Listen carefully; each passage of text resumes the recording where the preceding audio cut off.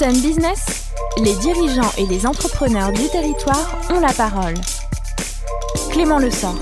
Bonjour à toutes et à tous, ravi de vous retrouver pour ce nouveau numéro de Sun Business. Vous le savez, vous l'avez compris maintenant, dans des conditions techniques un peu particulières, toujours à distance de mes invités, mais pour continuer de vous parler de votre économie et de votre territoire, et ce, en recevant les décideurs et les dirigeants du territoire. Sarah Ellery, bonjour. Bonjour, je suis très contente d'être avec vous. Merci d'avoir accepté mon invitation. Vous êtes député de Loire-Atlantique, porte-parole du MoDem et membre de la Commission des finances, de l'économie générale et du contrôle budgétaire à l'Assemblée nationale. On aura l'occasion de reparler évidemment de ces aspects de recettes et dépenses de notre pays. D'abord un mot sur l'ensemble des dispositifs portés par l'État pour venir en aide au secours, faut-il dire, de notre économie, de nos entreprises et de nos emplois, notamment sur les territoires. Est-ce que le gouvernement est, selon vous, à la hauteur dans la gestion de cette crise que nous traversons, crise sanitaire et crise économique, bien sûr, qui lui ont emboîté le pas? Sur ces dispositifs, pour moi, il y a une analyse en deux temps. En réalité, on a eu besoin, et ça c'est très bon, on a eu besoin de répondre en urgence à des milliers d'entrepreneurs, à des dizaines de milliers d'indépendants, et il fallait répondre immédiatement. Donc, pour moi, les dispositifs type prêt garanti par l'État ou encore les dispositifs pour les indépendants, les commerçants, ont été bons. Bon, pourquoi ? Parce que j'ai pu retourner sur le terrain, discuter avec des indépendants, avec des commerçants, et j'ai vu que ça a fonctionné par leur simplicité. Maintenant, pour le coup, c'est un résultat réussi, et c'est à souligner. Maintenant, moi, j'ai une vraie vigilance. Une vigilance qui est sur cette période qui est un peu hybride et qui est limite. Il faut être vigilant. Pourquoi ? Parce qu'il va y avoir la baisse du chômage partiel, et là il faut avoir une vigilance extrêmement fine parce que toutes nos entreprises n'ont pas pu reprendre de la même manière, et donc il ne faudra pas, en tout cas à mon avis, avoir un couperet strict sur c'est la fin du chômage partiel pour certains secteurs d'activité qui ont pu reprendre. Je crois qu'il faut faire de la dentelle et presque avoir des réponses par localité, territoire, parce que le bâtiment ne reprend pas d'une région à une autre de la même manière, parce que la réalité de nos territoires et la réalité des entreprises, je crois, a besoin et aura besoin encore d'un soutien en termes de chômage partiel, si je devais zoomer que sur ce dispositif-là. Alors, vous parlez de réponses qui soient proportionnées ou en tout cas qui fassent preuve de discernement. Est-ce que notre économie a subi, selon vous, un centralisme aigu qui ne tient pas suffisamment compte des réalités locales ? Moi, je crois que ce que nous avons vécu est une vraie prise de conscience générale. Moi, vous savez, je suis une militante de l'économie sociale et solidaire, qui est une économie très territorialisée en réalité, qui place l'homme au cœur de sa pensée. Je crois que plus que jamais, nous avons besoin d'une évolution de notre économie.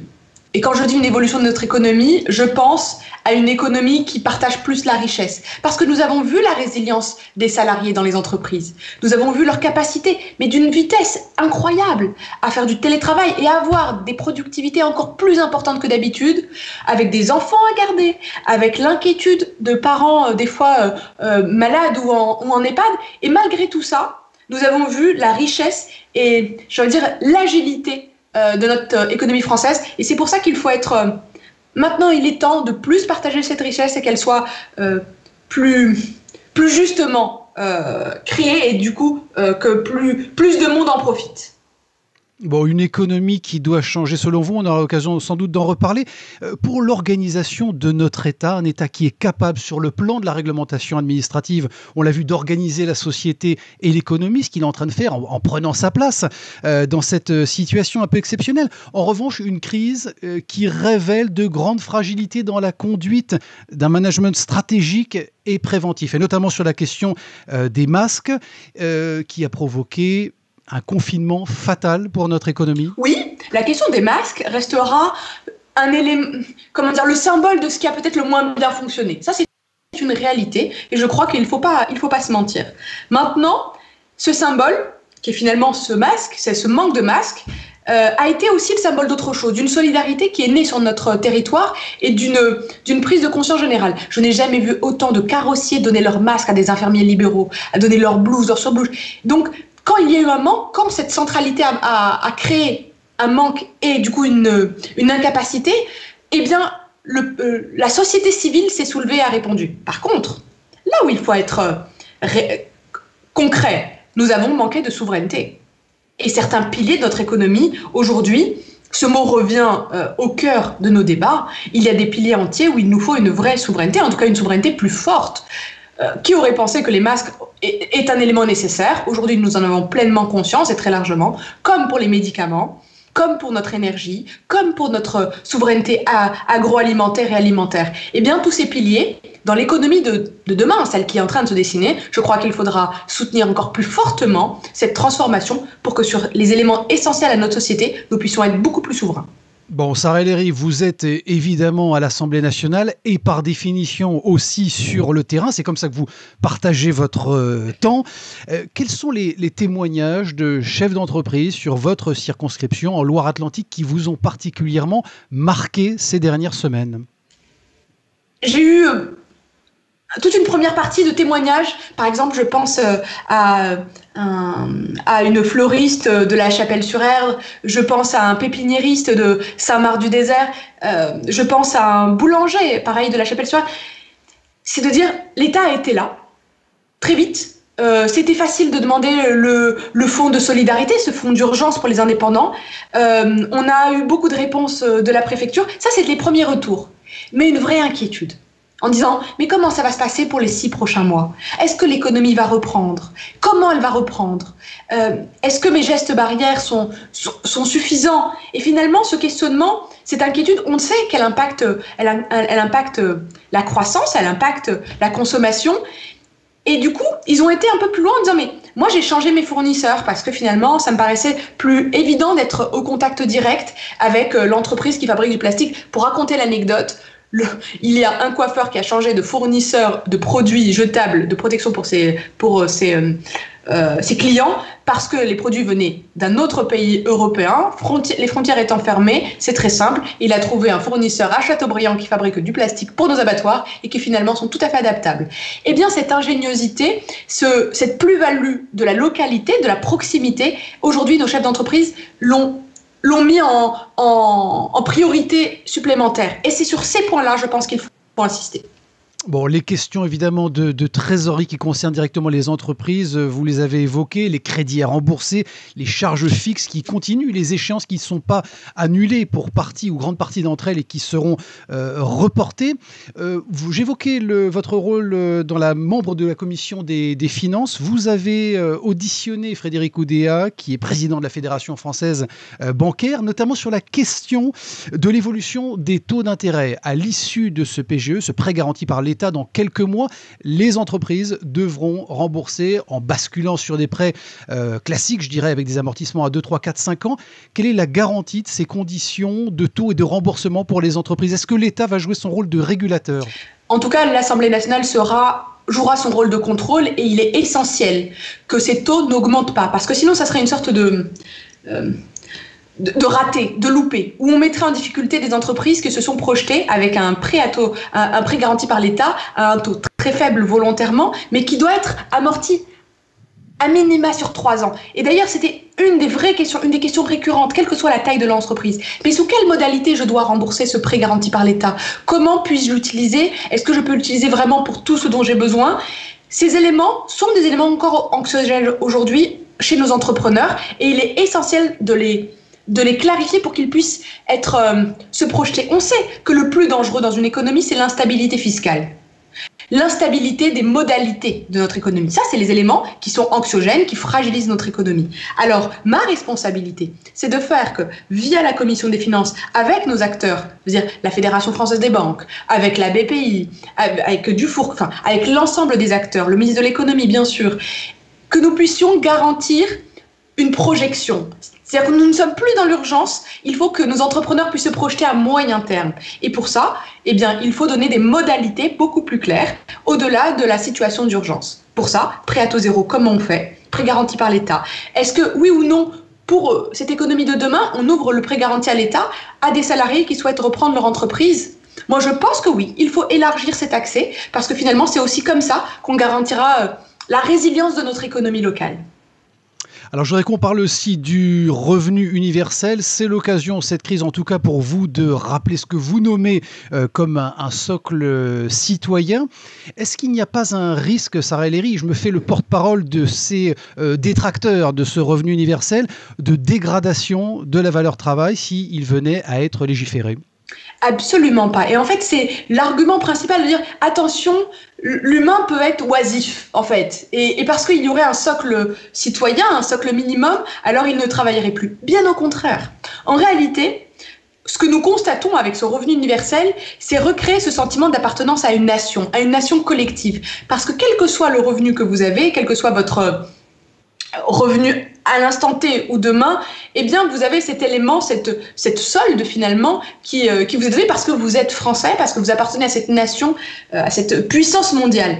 Mais ce qui va vous permettre aussi d'être beaucoup plus entrepreneur, de prendre plus de risques, de finalement créer, de finalement oser peut-être des changements professionnels beaucoup plus aisément. Parce que ce filet ne sera plus un filet de solidarité, mais un filet d'appartenance parce que universel. Finalement, ce que nous souhaitons, ce que nous pensons, c'est que votre projet d'entrepreneuriat, il soit intra-entrepreneur, c'est-à-dire à l'intérieur même de votre entreprise, qu'il en soit en dehors, ou même que vous alliez vers un engagement pour plus de bénévolat, parce que vous pensez que ça crée de la valeur, certes une valeur non marchande, mais une valeur qui est nécessaire pour notre société, alors ça sera du gagnant-gagnant pour toute notre société. Je pense que ce socle, bien au contraire, consolidera et permettra à chacun de plus s'épanouir, sachant que vous connaissez la théorie de la consommation. Plus nous avons de revenus, plus nous consommons, plus nous soutenons l'économie, et je pense que c'est une bonne manière de partager.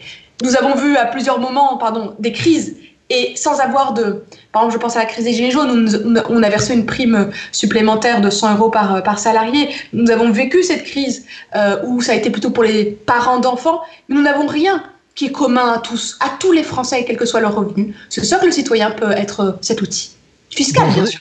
Je voudrais qu'on parle aussi de la réforme du Code des marchés publics.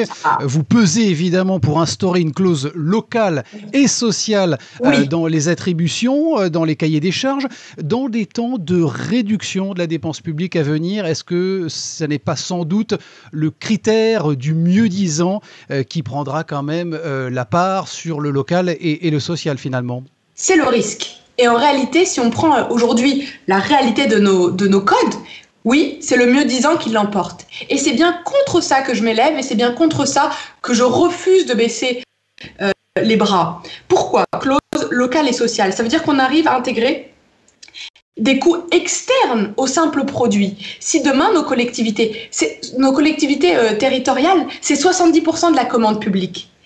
Si nos collectivités demain peuvent faire le choix, avec une nouvelle clause sociale et locale, de commander plus proche, c'est bon pour la planète, et ça, je veux dire, personne ne peut considérer que c'est une cerise sur le gâteau, c'est une nécessité aujourd'hui, mais en plus soutiendrait notre économie territoriale. Et donc, dans une période où, à l'aube peut-être d'une crise, nous donnerions un levier supplémentaire et peut-être demain plus de souveraineté à notre économie, alors je crois que ce n'est absolument pas une dépense vaine. L'argent public doit être évidemment, il est rare, il faut qu'il soit bien utilisé, mais il faut qu'il soit aussi utilisé de manière projetée, avec réflexion, avec stratégie. Je crois que tout euro investi dans notre économie locale n'est pas un euro de perdu, au contraire, c'est un euro investi. Je voudrais qu'on parle pour terminer de ce déconfinement qui a lieu évidemment en ce moment. On va en faire le bilan après 10 jours. Il y aura des annonces fortes du président cette semaine pour la suite et notamment concernant les restaurants, les cafés, les bars. Pourquoi est-ce qu'on autorise et le gouvernement autorise les cérémonies cultuelles dans un espace fermé et que dans le même temps, on contraint justement les cinémas, par exemple, à garder le rideau baissé? Comment est-ce qu'on comprend la réouverture de certains parcs à thème quand l'interdiction de se retrouver dans un restaurant demeure, Sarah El Haïry? Aujourd'hui, ces derniers éléments, effectivement, ils peuvent paraître confusants. Le plus important, c'est on ouvre si on peut garantir les règles sanitaires. Il ne reste plus grand-chose à attendre. Il se trouve que, comme pour le bâtiment en pleine période de confinement, le monde, aujourd'hui, des restaurateurs est en train de s'adapter, de s'organiser, et on est en train aussi de le doter de nouveaux moyens. Comment vous voulez dire à un restaurateur, vous pouvez ouvrir, mais vous gardez la même surface commerciale et vous divisez le nombre de clients par 2? Ce n'est pas viable. Alors il fallait aussi la réponse comme ce que nous vivons aujourd'hui sur notre territoire, l'élargissement des terrasses, des outils de soutien. Est-ce que Est-ce que ces échanges, ces différences s'expliquent? La réponse est non. Je ne vais pas vous inventer une réponse qui n'est pas le cas par cas. Chaque situation évolue. Est-ce qu'aujourd'hui, à l'heure actuelle, le culte arrive à respecter les règles sanitaires avec la distanciation? En tout cas, ils garantissent que oui. Très bien. Chacun porte sa responsabilité. Même si nous avons vu, c'est important cette période parce qu'il y a tous les cultes vont avoir des moments très forts. Hier, c'était une fête chez les musulmans, c'était la fin du Ramadan. Il y a eu l'Ascension, on va avoir la Pentecôte. Toute cette période, c'est une période très riche, cultuellement parlant. Mais nous avons vu un culte se réinventer avec des messes sur Facebook ou encore dans la Marne, j'ai trouvé ça assez génial, une messe en plein air où les gens étaient en voiture, une sorte de drive à l'extérieur. C'est essentiel, mais il ne faut réouvrir que si les règles sanitaires le permettent. Et donc, aujourd'hui, c'est vraiment la jauge et l'unique jauge qu'on doit avoir. Ça veut dire quand même que 30% des restaurants qui risquent de disparaître, c'est le tribut à payer pour sortir de cette crise sanitaire? Absolument pas. Je crois que ces 30% de restaurateurs-là, vous savez, les restaurateurs, nos restaurants, nos cafés, nos bars, c'est notre identité. Tout à l'heure, je parlais de souveraineté économique. Et bien, notre souveraineté économique dépend aussi de notre culture, de notre identité. Alors, il faudra les soutenir et il ne faudra laisser aucun restaurateur sur le bas-côté de la route. Et c'est notre responsabilité, de responsables politiques, mais aussi de Français, que de sortir et de consommer. En tout cas, chez nos restaurateurs, j'ai hâte de les retrouver, moi. C'est vrai que ça me manque quand même. Sarah El Haïry, députée de Loire-Atlantique, merci d'avoir été présent dans cette chronique à distance pour répondre à mes questions. Chronique que vous pouvez retrouver sur l'application mySun et sur les players de la radio. Merci pour votre fidélité, l'écoute du son unique. Je vous donne rendez-vous bien sûr mardi prochain à 12h30 pour un nouveau numéro de Sun Business.